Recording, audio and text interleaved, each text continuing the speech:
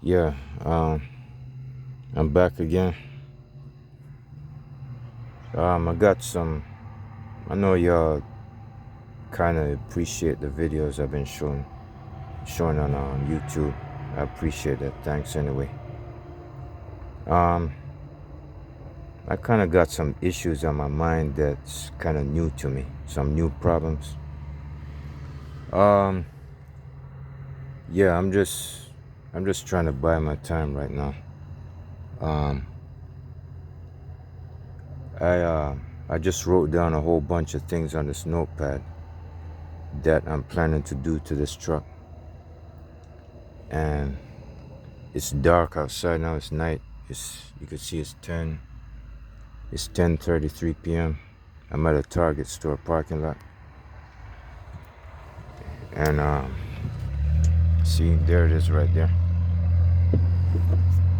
The light in this parking lot was just on a while ago. It's dark now. It just cut off a couple of seconds ago. So the video would be much better if the light was on. But anyway,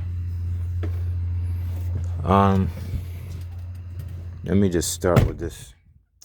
As a matter of fact, I kind of need the light on. I don't trust this thing. The light's gonna cut off. Hold on for a second. Hold on. I'm waiting for the timer to turn the light off so I can keep it on. I just want to turn the light on first. I want to keep the light on. Let me wait a while.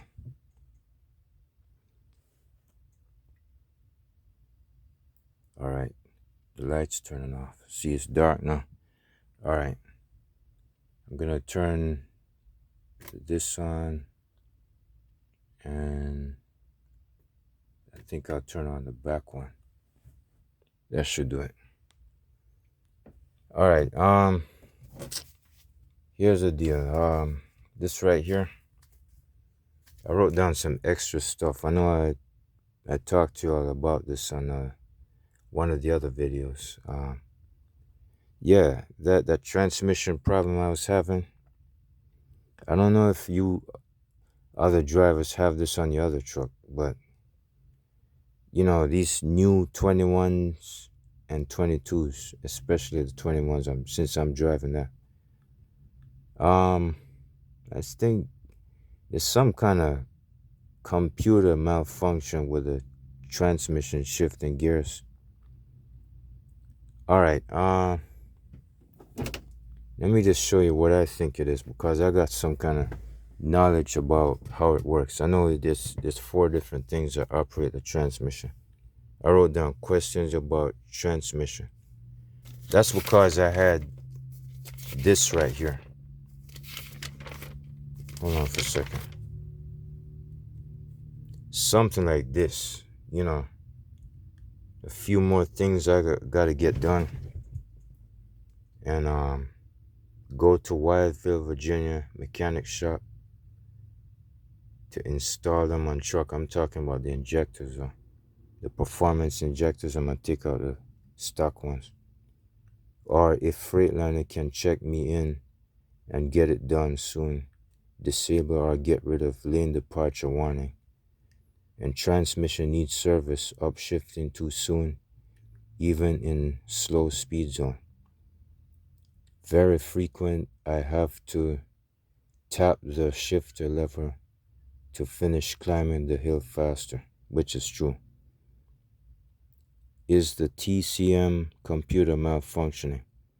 Can you adjust something on shifter? What is that? Shifter solenoid. Anyway, I finished writing this other stuff right here. Is the TPS sensor defective and sending the wrong signals to the TCM module to upshift at the wrong time? That's coming from me.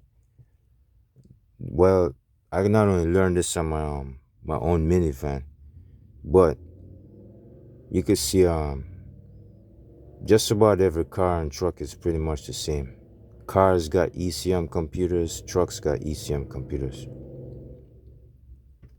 Shifter solenoids, what do you call it? TPS sensor, throttle position sensor, EGR valve, exhaust gas recirculation, evaporation canister, all that stuff. Except cars do not have, what do you call it?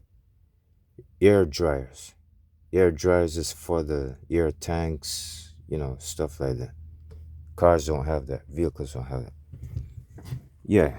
So don't get me wrong, I ain't a mechanic. So it's like I just know what I know. I figure stuff out on my own.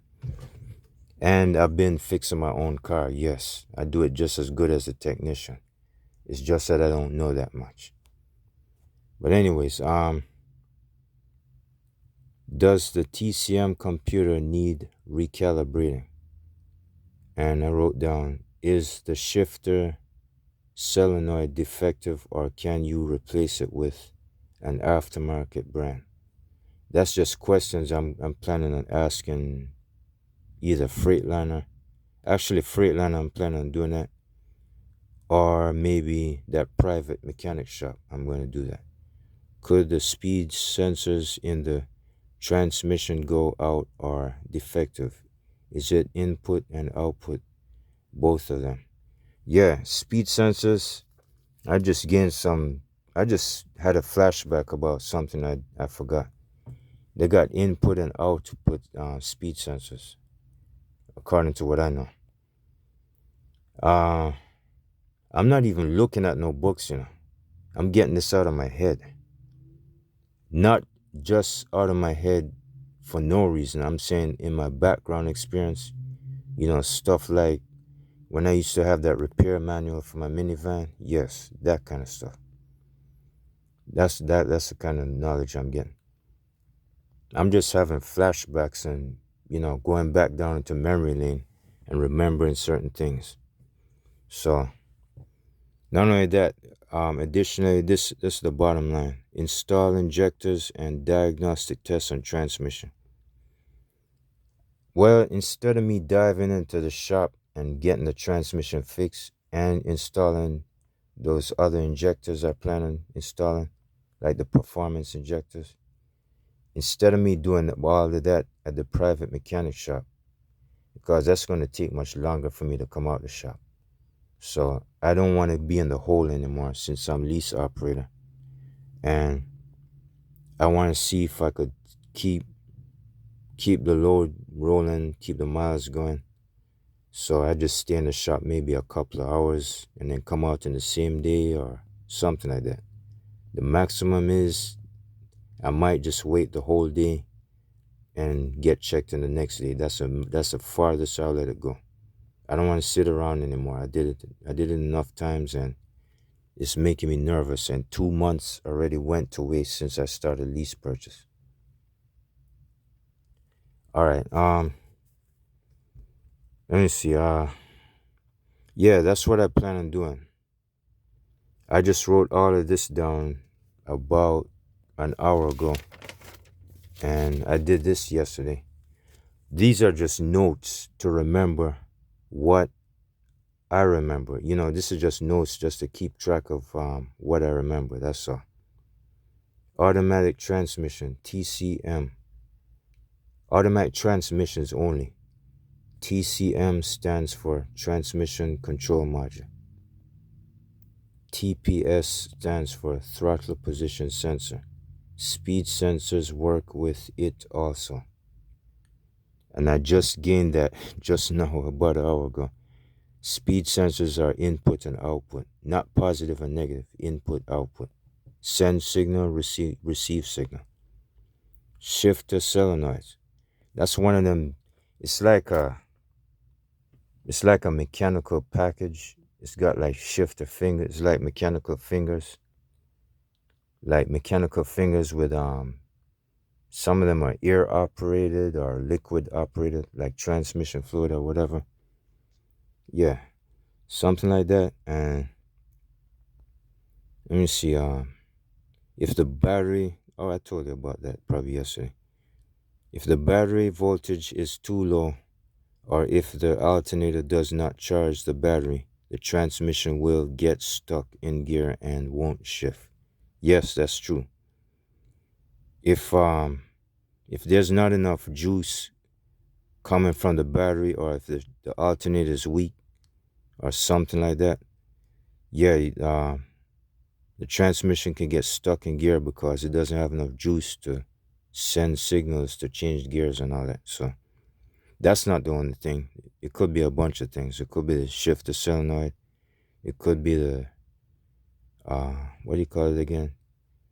It could be the speed sensors. Let me add this. I remember. All right, this Freightliner Cascadia right here, this 2021. Yes.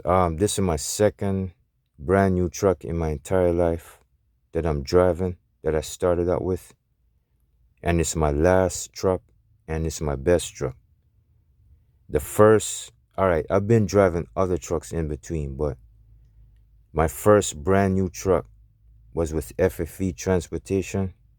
It was a Freightliner Century. It was a brand new 2004 Freightliner Century, and it had 14049. I remember it. I remember the truck number, 14049. And yes, I asked, I don't know if he still worked there. I don't know if I want to mention his name. I asked the truck manager if I could move into one of those trucks, because me and this other guy, somewhere back in 2003, I think, me and this other guy was transporting the new trucks off of Freightliner's lot to FFE's lot. Both of us was working together, and both of us got paid $50 to do that. So me and him drive together in one of the old trucks, and I had to recover a new one and drive it.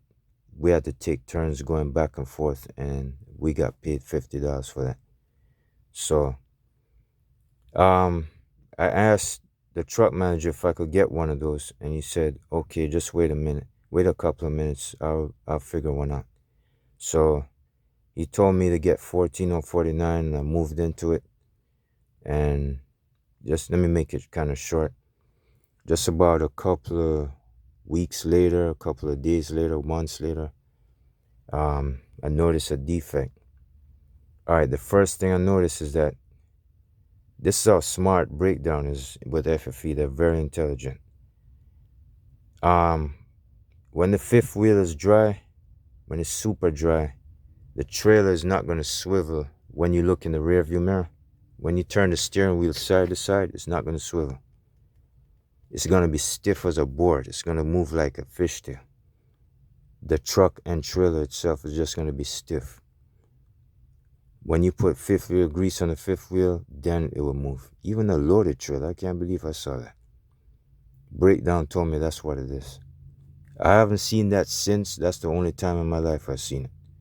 And another thing, the speed sensors went out on the new truck too. Yes, I had to shift gears a certain way. It was a manual. It was a 10-speed transmission. The RPMs will wind out to like halfway. It won't go all the way up to 1500.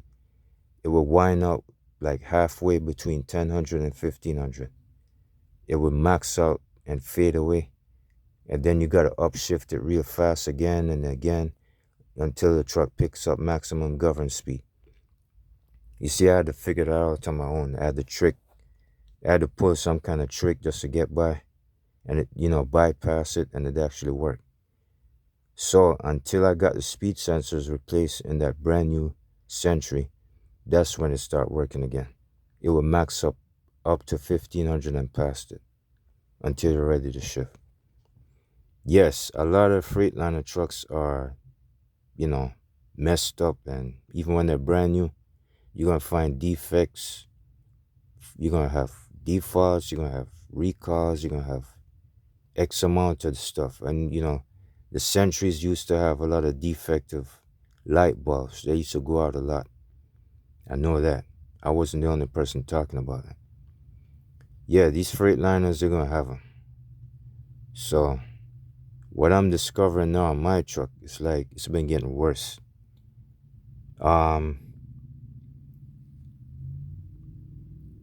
Oh yeah, I think I didn't mention this.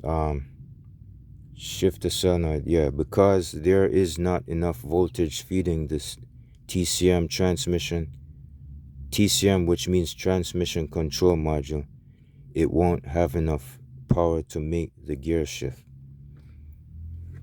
Well, it looks like all I could say is that I'm gonna wait till this Friday. I'm gonna wait till this next paycheck, all right? I don't know what it's gonna look like yet, but on Wednesday I'm gonna see it ahead of time. But after this Friday, anytime between this Friday and the next 1 or 2 weeks, whenever I check into a shop or whatever, I'm gonna purchase. Let me just show you. I'm gonna purchase these, and then I'm gonna go to, where is it? No, it was here a while ago. Then I'm gonna go to Wildville, Virginia, mechanic shop to install them.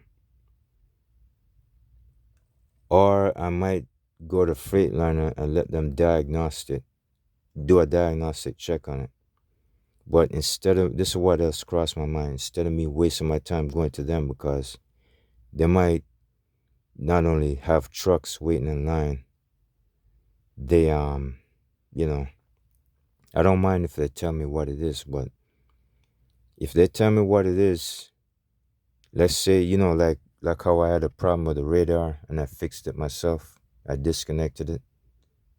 Well, the way they do things is they would rather keep it connected and don't mess with it. The kind of crap that I don't like is that they like to recalibrate things and bring this, and the same problem comes back in your face. Well, when I go to the mechanic shop, they'll do things differently. But it's coming out of my pocket though. That's for sure. Like I said, whenever, just like me and this other truck driver that we both have the same trucks, this other guy on YouTube, yeah, another Western Express driver. He said, if you're gonna go lease purchase, you should have at least 15 grand in the bank to start with, just to back you up. Well, I already thought about that. That's exactly what I did do. I had 15 grand or more. Well, not more, but somewhere about there. And I started lease purchase. I was scared to go lease purchase at first, but I was desperate to get this truck anyway. So there you go. I'm putting my money to use for a good reason. So anyway, I guess I'm somewhere in between. I can't really make up my mind, but I feel more comfortable with a private mechanic shop now, because all he has is just a few cars and no trucks at all. He does both car and truck, but this guy has high intelligence when it comes to anything, even these new trucks. So it's like, he will go that extra mile that Freightliner won't do, because these other owner-operator trucks that own the old trucks and so on, they're doing things in their own way. They're going to private mechanics. I even heard one of them two guys at the South Carolina Columbia Freightliner, he said that they even take out the regeneration exhaust system. So that means, those private trucks, they're not going to use DEF anymore. When you take out the regeneration exhaust system, you no longer will be using the DEF. It's useless. So the DEF tank, you could either leave it there and don't use it, or take it out. But anyways, what they like to say is like, it's environmental protection. Well, they only have 25% it right, or maybe 10. Most of the way they got it wrong. It's turning against us. It's not really doing its job. Their technology really failed. And not to mention the radar stabbing brakes and all that. Because a lot of owner-operator truck drivers already, I already heard a lot of them are pulling the plug on them. And me, I fixed my problem myself. But anyways, I'm trying to keep myself safe and protected anyways. So the thing is, yeah, it's like this. I can't really make up my mind, but sooner or later, somewhere in between, I might just dive into a Freightliner shop and let them do a diagnostic test on it, which would not come out my pocket because this truck is still under warranty. with the company.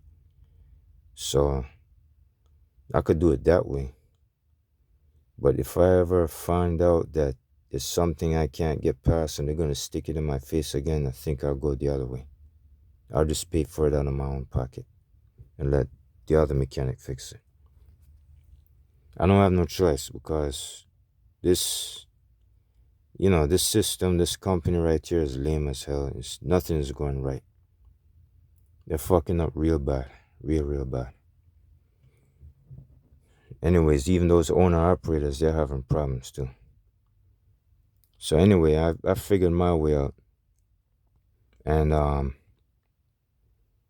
I think I feel more comfortable going to the private mechanic shop than Freightliner. I think I already know what I have in mind, and I know I'm going to get my stuff done quick in one day. It's like I'm just going to knock out the injectors and the shifting, the diagnostic test on the transmission, and that's it. And then later on, I'll come back again and get the transmission serviced. It's not that bad. The transmission, my transmission can shift gears all right. Everything is working, it's just not working the right way. It's messing up horribly. And it's agitating me and it's disgusting me. Not only that, while I'm over there, I think I'll knock this out. I already told you about that on that last video. I'm going to get rid of that lane departure warning, big time. So I'm going to get rid of that. I'm not going to take out the switch. I'm just going to disable it. I'm going to have it disabled. So, all right. I don't know what else to say. All I can say is that I'm shut down right now. I'm on my 10-hour sleeper break. And by 12 midnight, I should get my hours back and I'm going to be rolling to, where was it? Hold on a second.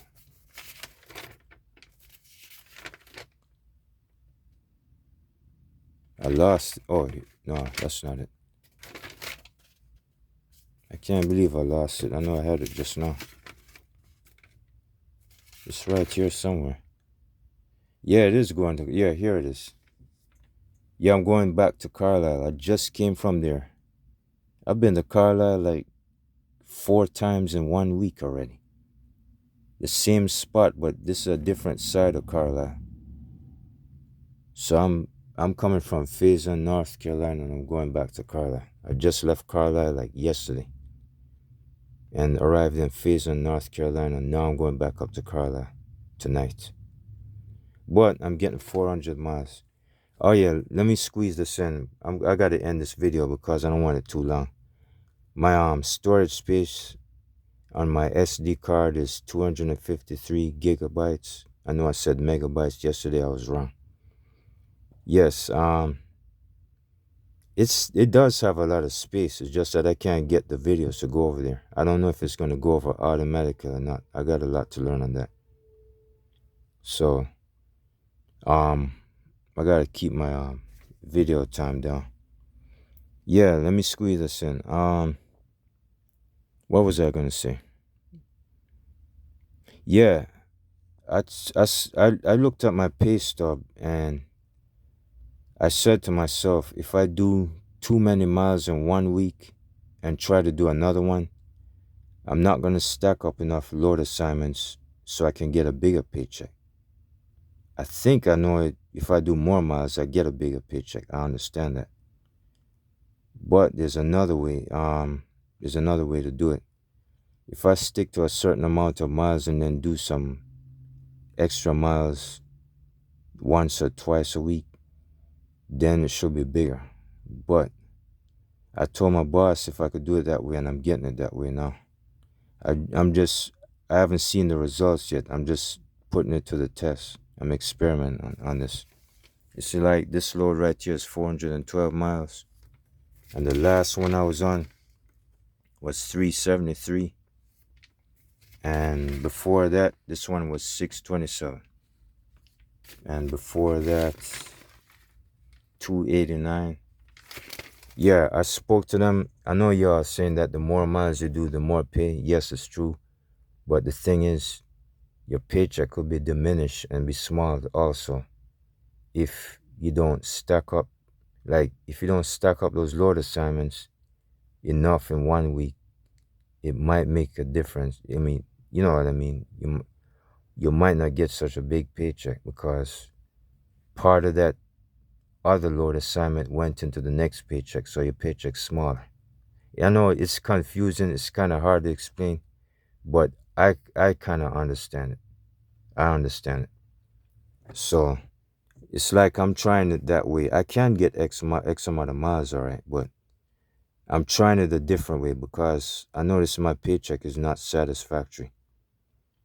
And they just came out with um, the settlement increase just recently.